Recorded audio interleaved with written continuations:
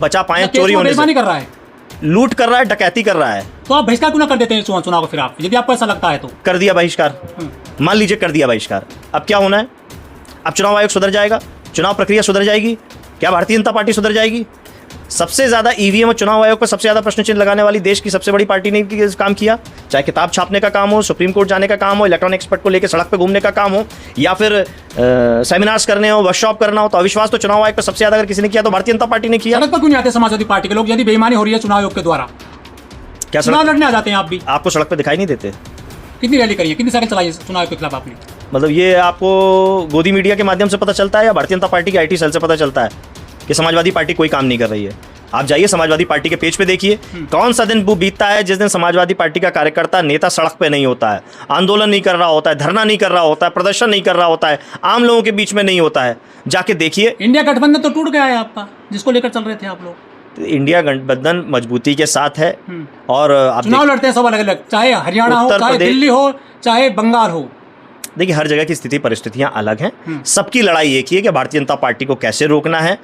जो नाकामयाब सरकार है, जो लोगों के हक अधिकार को छीनने का काम कर रही है, जो भेदभाव बढ़ाने का काम कर रही है, जो धार्मिक उन्माद फैलाने का काम कर रही है। कर रहे हैं हिंदुओं को, हिंदुत्व मजबूत हो रहा है, सनातन मजबूत हो रहा है, उनको भर भर के वोट मिल रहा है युवाओं का। नहीं, भर भर के लूट हो रही है, भर भर के वोट नहीं मिल रहा है। आप सर्वे तो कीजिए वोट डलने के बाद। मैं तो पश्चिम बंगाल का मैंने उदाहरण बता दिया, उत्तर प्रदेश का एक उदाहरण बता दिया, माननीय अखिलेश यादव जी ने जो एफिडेविट्स दिए हैं उनकी बात है। तो ये भर भर के वोट आ कहाँ से रहे हैं? सवाल तो उसी पे हो रहा है, लेकिन उस पर कोई बात नहीं करना चाह रहा। माननीय अखिलेश यादव ने कहा है हम ईवीएम से जीत के आए हैं और ईवीएम से ही जीत के फिर ईवीएम को रोकने का काम करेंगे। मतलब जीतो को ईवीएम से ही? चुनाव प्रक्रिया जो होगी उसको तो अपनाना पड़ेगा। अभी तो आप विरोध कर रहे थे ईवीएम का। अभी भी विरोध है। केंचुआ व्यवस्था, न्यायालय अगर कोई गलत निर्णय लेगा तो हम उसके खिलाफ बात तो करेंगे। कोई चीज़ आपको उचित नहीं लगती है तो आप उसके खिलाफ बात तो करेंगे। चुपचाप स्वीकार कैसे कर लेंगे गलत चीज़ को? अगर आप गलत चीज़ को स्वीकार कर रहे हैं तो फिर हमारी राजनीति करना बेकार है।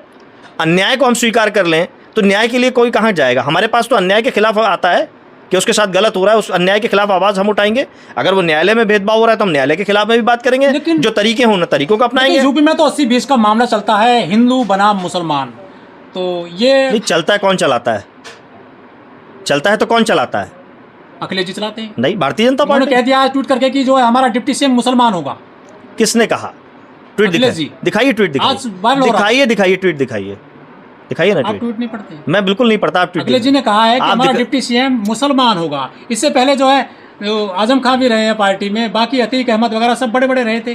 देखिए वो हमारा पार्टी का निर्णय है, वो हिंदू होगा, मुसलमान होगा, सिख होगा, ईसाई होगा, वो बात है। लेकिन ये जो भारतीय जनता पार्टी झूठ फैलाती है और आप उस झूठ को आगे बढ़ा रहे हैं कि माननीय अखिलेश यादव जी इस तरीके, मैं आपके सामने ट्विटर खोल रहा हूँ।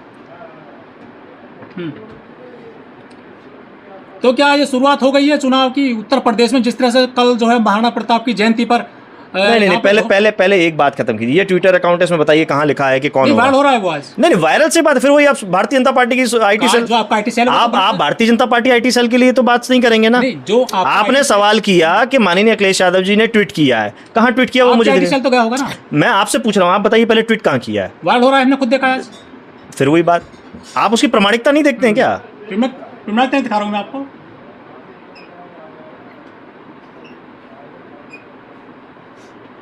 तो ये जो चल रहा है पूरा उत्तर प्रदेश में, मैं ये पहले आप इस बात का बात खत्म कीजिए। मानिए इस बात को कि आप जैसे लोग पत्रकार जो जागरूक हैं वो भी भ्रमित हो जाते हैं भारतीय जनता पार्टी के आईटी सेल से। तो कौन कर रहा है फिर आपके खिलाफ? आप भ्रमित हो जाते हैं या नहीं हो जाते? तो बताइए, वो बताइए। फिर मैं पूछ रहा हूँ, जो आपने मुझसे सवाल किया था कि हाँ ये ट्वीट किया है अखिलेश यादव जी ने, मैं आपको दिखाऊंगा अभी थोड़ी देर में।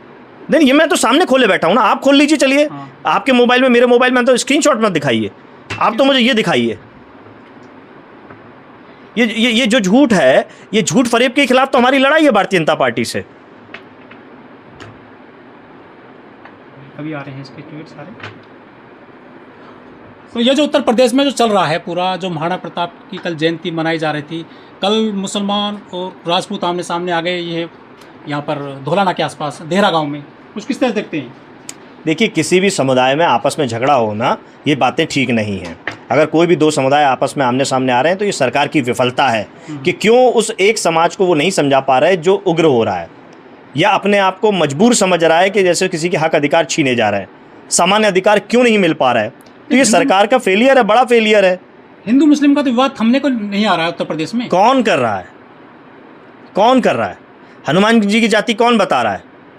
सीता मैया जी को फर्स्ट टेस्ट ट्यूब भी कौन बता रहा है? ऐसे हिंदू खतरे में आ रहा है।